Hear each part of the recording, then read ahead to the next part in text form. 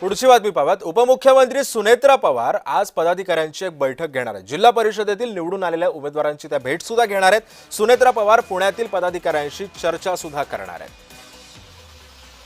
आणि या संदर्भात अधिक माहिती जाणून घेऊयात माझा सहकारी रोहन कदम सध्या आपल्या सोबत आहे। रोहन, उपमुख्यमंत्री सुनेत्रा पवार या निवडून आलेल्या उमेदवारांची भेट सुद्धा घेणार आहेत आणि पदाधिकाऱ्यांशी सुद्धा चर्चा करणार आहेत। विशेषतः पुण्यामध्ये ऍक्टिव्ह मोडवरती आलेले आहेत उपमुख्यमंत्री। आता काय माहिती आहे?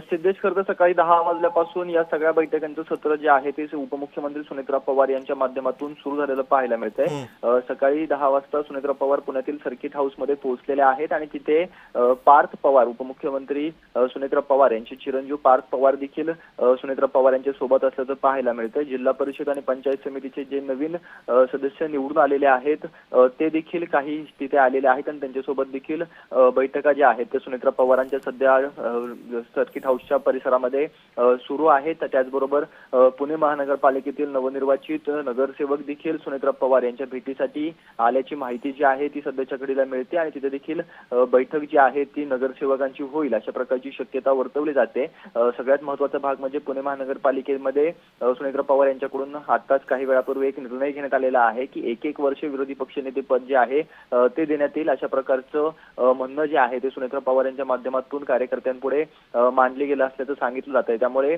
मोठे निर्णय जे आहे ते सुनेत्रा पवारांकडून घेतले जाऊ शकतात, कारण का पुणे जिल्हा परिषदेवरती राष्ट्रवादीची जी आहे ती सत्ता आलेली आहे। तिथे आता जिल्हा परिषद अध्यक्ष ची नेमणूक जी आहे ती करायची आहे। त्यासाठी देखील मोठ्या प्रमाणामध्ये रस्सीखेच आहे किंवा लॉबिंग आहे ते सुरू झाल्याचं पाहायला मिळतंय आणि त्या अनुषंगाने देखील जिल्हा परिषदेच्या जे काही सदस्य नवीन आलेले आहेत त्यांच्या माध्यमातून देखील बैठक जी आहे ती सुनेत्रा पवार यांच्या सोबत पार पडणार आहे। त्यामुळे आजच्या या सुनेत्रा पवार यांच्या पुणे दौऱ्याकडे सगळ्यांचं लक्ष लागलेलं आहे, कारण सकाळपासून अजित पवार ज्या पद्धतीने बैठका घ्यायचे, ज्या पद्धतीने कार्यकर्ते अजित पवारांना भेटायला यायचे, तसेच आता कार्यकर्ते जे आहेत ते सुनेत्रा पवार यांना सर्किट हाऊस येथे भेटायला येत आहेत, त्यांच्यासोबत बैठका होत आहेत। अनेक प्रश्न जे आहेत ते प्रलंबित आहेत, जिल्ह्यातले प्रश्न आहेत आणि आता पालकमंत्री म्हणून सुनेत्रा पवार यांची ती जबाबदारी आहे। त्यामुळे पक्षातील नेते मंडळी तर असतीलच, परंतु इतर देखील आमदार असतील किंवा इतर देखील महत्वाचे नेते जे आहेत ते सुनेत्रा पवार यांची भेट आजच्या या दिवशी घेऊ शकतात, कारण का दुपारपर्यंत सुनेत्रा पवार या